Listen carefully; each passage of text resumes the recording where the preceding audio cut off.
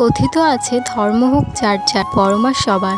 বড়মা না টানলে বড়মার কাছে কখনো আসা যায় না, তেমনি বড়মা কাউকে কখনো খালি হাত ফেরান না। সেটা যারা এই মন্দিরে একবার হলেও গিয়েছেন তারা অবশ্যই উপলব্ধি করতে পেরেছেন।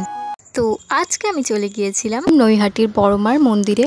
বড়মার মন্দিরে কিভাবে যাবেন, কোন কোন সময় মন্দির খোলা এবং বন্ধ হয় এবং কোন কোন দিন বড়মার ভোগ বিতরণ হয়, সমস্ত ডিটেলস তোমরা সম্পূর্ণ ভিডিওটা দেখলেই জানতে পারবে। চলো বেশি কথা না বাড়িয়ে আজকের ভিডিওটি স্টার্ট করা যাক। So hey guys, welcome back to my channel, it is Anindita. তো আজকে সকাল সকাল ঘুম থেকে উঠেই আমরা রেডি হয়ে নিয়েছি আর বেরিয়ে পড়লাম। সকাল সকাল বলতে 7টায় উঠেছিলাম, তো আমাদের কাছে এটাই অনেক সকাল। আমরা পৌঁছে গেলাম বেড ব্রিজ স্টেশন। যেহেতু ট্রেনে করে যাব, তো এখানে ট্রেনের টিকিট কেটে নিয়েছি আর আমরা এখানে bed bridge two Naihati junction একটা ট্রেনের টিকিট কেটেছিলাম। তো তোমরা শিয়ালদা থেকে যেতে পারো নৈহাটি জাংশন ধরে, আর এছাড়াও অন্যান্য যে ট্রেনের ডিটেলস আমি স্ক্রিনে দিয়ে দেবো, তো তোমরা একবার পজ করে দেখে নিও। তো দেখতেই পাচ্ছ আমরা তো এখানে ট্রেন আসার আগেই এসে গেছি, তো সেই কারণে ওয়েট করছিলাম। আর যেহেতু সকাল ছিল তো সেই কারণে একটু চা না খেলে কি হয় বলো, তো সেই জন্য আমি এখানে চা নিয়ে নিয়েছি।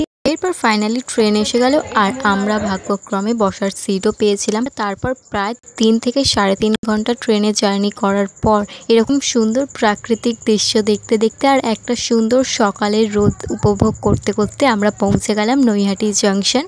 এরপর প্ল্যাটফর্মের 1 নম্বর গেট দিয়ে বেরিয়ে 10 মিনিট হাঁটা পথে কিংবা তোমরা 10-15 টাকার বিনিময়ে টোটোতেও করেও যেতে পারো, গেলেই তোমরা পৌঁছে যাবে বড়মার মন্দিরের সামনে। তো দেখতেই পাচ্ছ আজকে যেহেতু রবিবার ছিল তো সেই কারণে একটু ভিড় হয়েছে।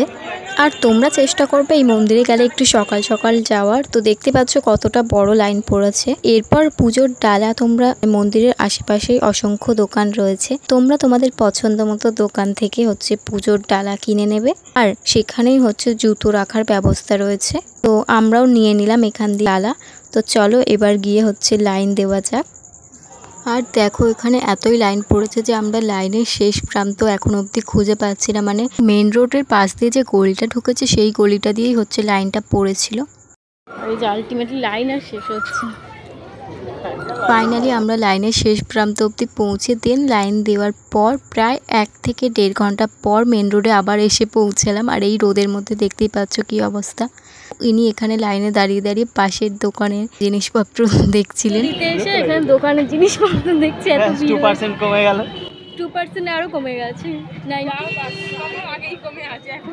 তো যাই হোক এরপর আরও আধ ঘন্টার মতো লাইনে দাঁড়ানোর পর ফাইনালি আমরা ঢুকতে চলেছি মন্দিরে।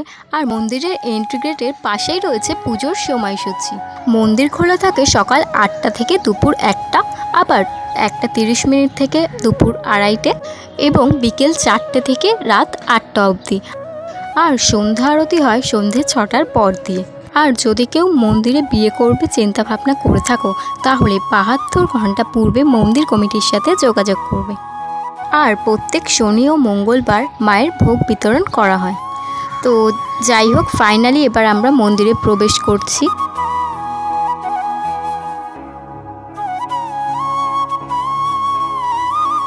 মন্দিরে প্রবেশ করে ডাইরেক্ট কিন্তু তোমরা মায়ের দর্শন করতে পারবে না, তার আগে কিছু স্টিলের এরকম ব্যারিকেড করা রয়েছে, সেইখানে লাইন দিতে হবে।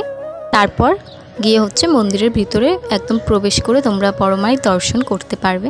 এবার বলি এই মন্দিরের ইতিহাস। নৈহাটির বাসিন্দা ভবেশ চক্রবর্তী ভাঙাড়াসের সময় নৈহাটি থেকে নবদ্বীপ যান কালী পুজো দেখতে। সেখান থেকে পুজো দিয়ে ফেরার পর তিনি মায়ের স্বপ্নাদেশ পেয়ে 22 ফুটের মায়ের একটি মূর্তি তৈরি করেন। এই 22 ফুটের মূর্তিটি শুধুমাত্র কালী পুজোর সময় পূজিত হয়। বড় মূর্তিটির আদলেই এই ছোট মূর্তিটি তৈরি হয়েছে। মায়ের এই ছোট মূর্তি কোষ্ঠী পাথরের তৈরি।